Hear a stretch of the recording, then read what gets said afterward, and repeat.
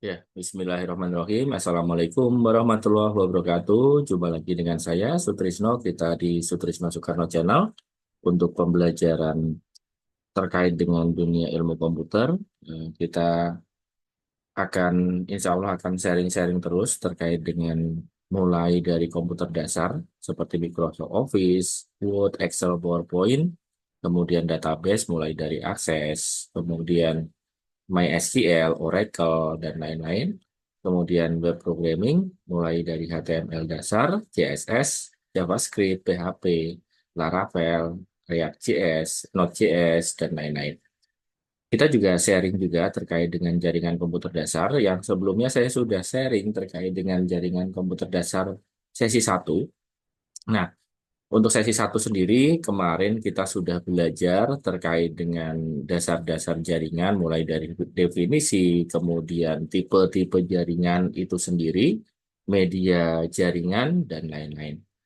Nah, untuk yang pengantar Jarkom yang bagian dua ini, saya akan sedikit sharing terkait dengan OSI layer dan juga sedikit pembahasan terkait dengan hardware jaringan.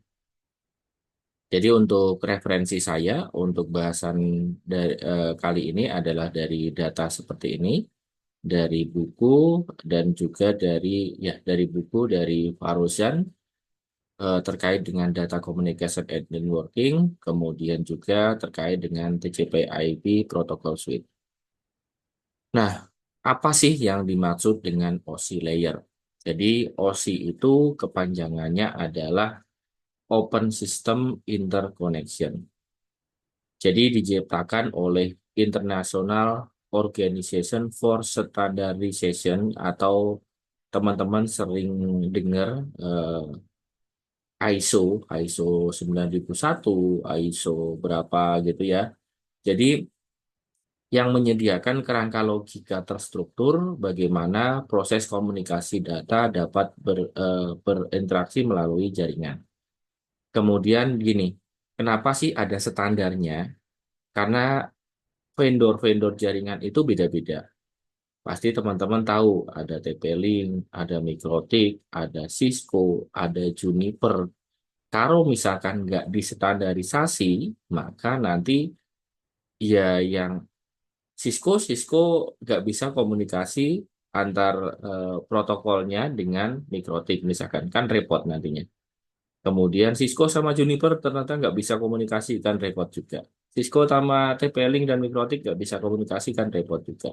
Jadi akhirnya eh, dibuatlah masing-masing vendor menggunakan format protokol yang beda-beda, kan repot ya. Sehingga ISO membuat suatu struktur komunikasi yang dikenal dengan nama model OSI yang mendefinisikan standar untuk menghubungkan komputer-komputer dari vendor yang berbeda.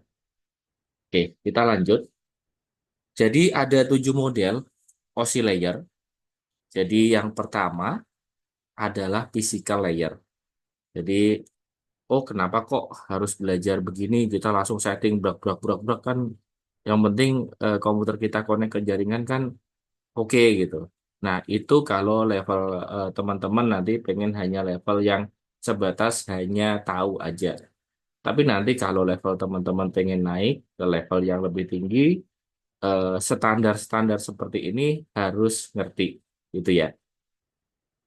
Nah, 7 model OSI layer adalah physical layer, ada data link layer, ada network layer, transport layer, session layer, presentation layer, dan application layer.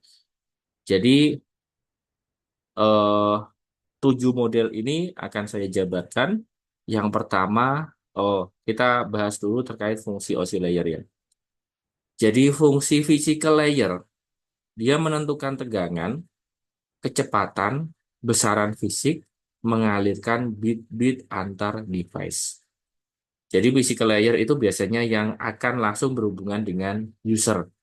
Contoh kabel, kemudian hub, kemudian NIC card atau LAN card, dan lain-lain. Itu masuknya ke physical layer.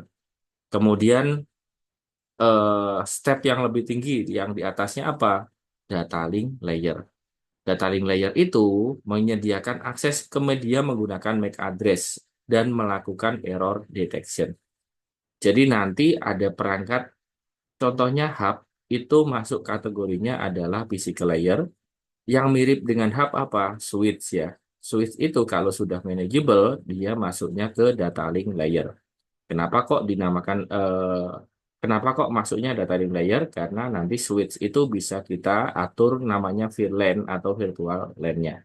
Untuk pembahasan terkait itu nanti kita akan bahas insya Allah di pertemuan selanjutnya. Nah, kemudian network menyediakan logical addressing dan menentukan rute menuju tujuan. Jadi kalau misalkan perangkat-perangkat tersebut sudah ada IP address-nya, nah itu masuknya ke network layer.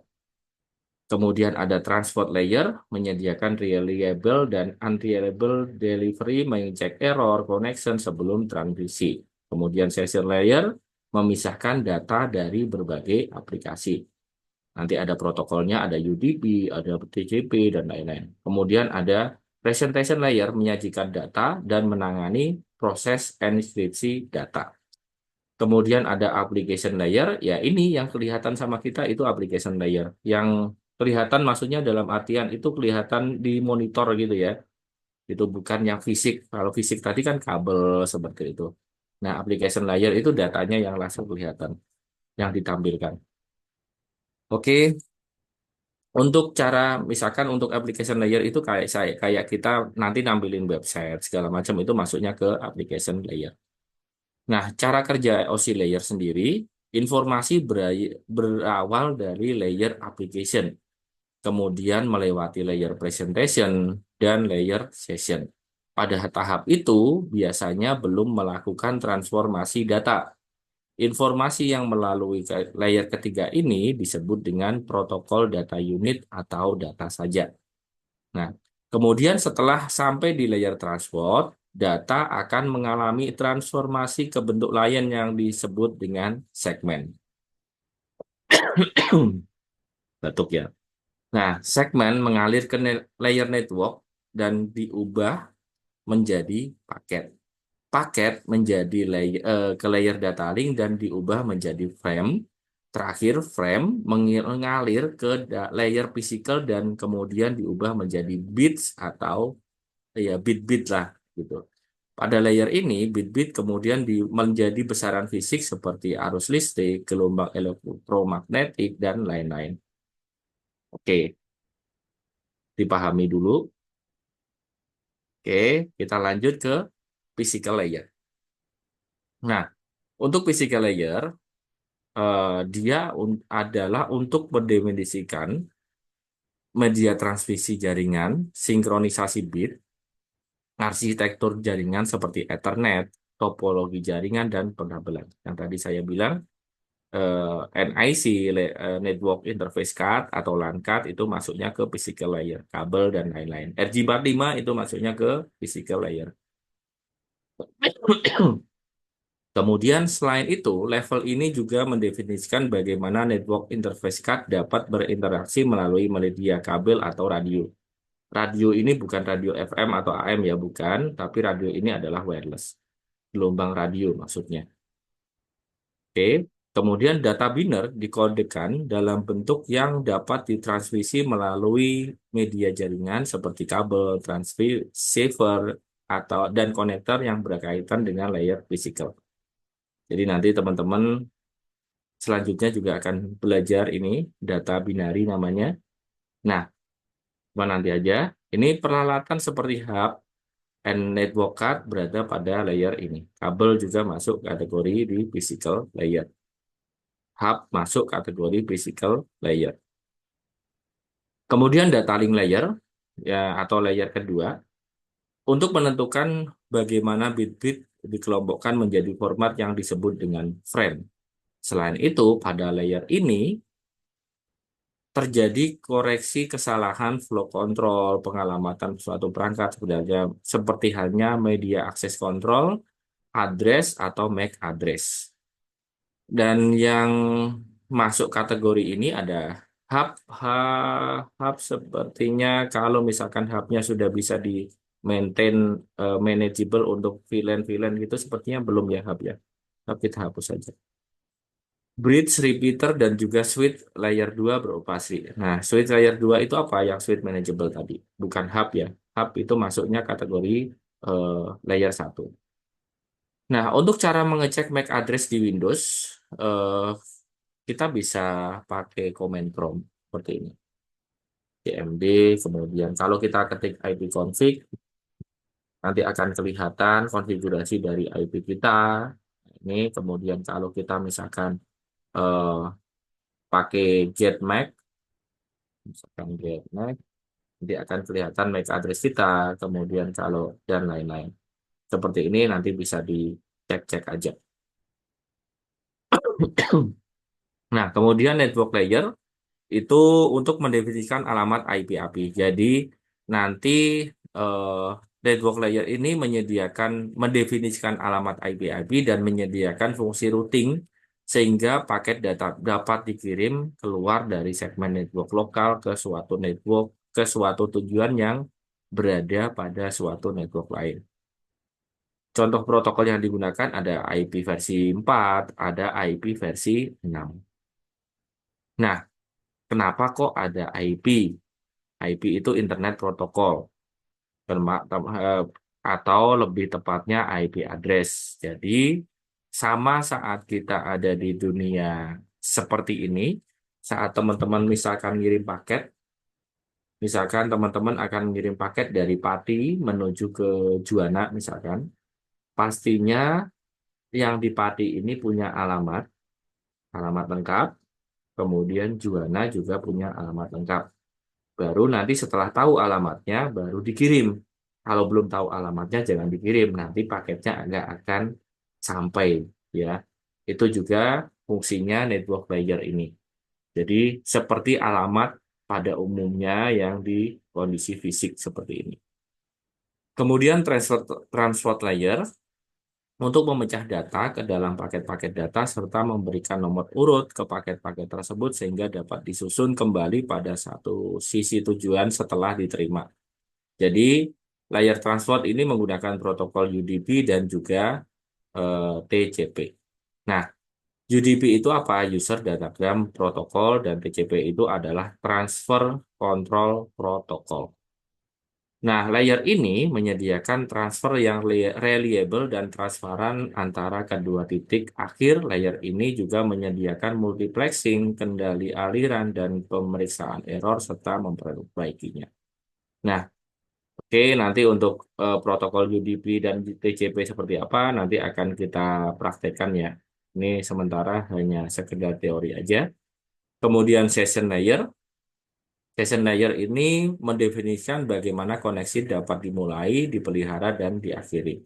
Kemudian beberapa protokol pada layer ini ada NetBIOS, kemudian NetBEUI, ASDP, ASDP, ADSP maksudnya, dan juga PAP, Printer Access Protocol. Nah, kemudian ada presentation layer. Presentation layer ini untuk mentranslasikan data yang hendak ditransmisikan oleh aplikasi di dalam format yang dapat ditransmisikan melalui jaringan. Protokol yang berada di level ini adalah perangkat lunak seperti lunak redirector seperti layanan workstation dalam Windows NT dan juga network cell atau virtual network computing VNC atau remote desktop protocol. Jadi teman-teman kalau mau remote dari satu komputer ke komputer yang lain nanti juga bisa menggunakan ini VNC atau remote desktop atau juga team viewer itu juga masuk kategorinya di sini juga. Oke, nanti kita praktekkan aja. Nah, kemudian yang terakhir adalah application layer. Application layer ini sebagai antarmuka dengan aplikasi dengan fungsionalitas jaringan, mengatur bagaimana aplikasi dapat mengakses jaringan dan kemudian membuat pesan-pesan kesalahan.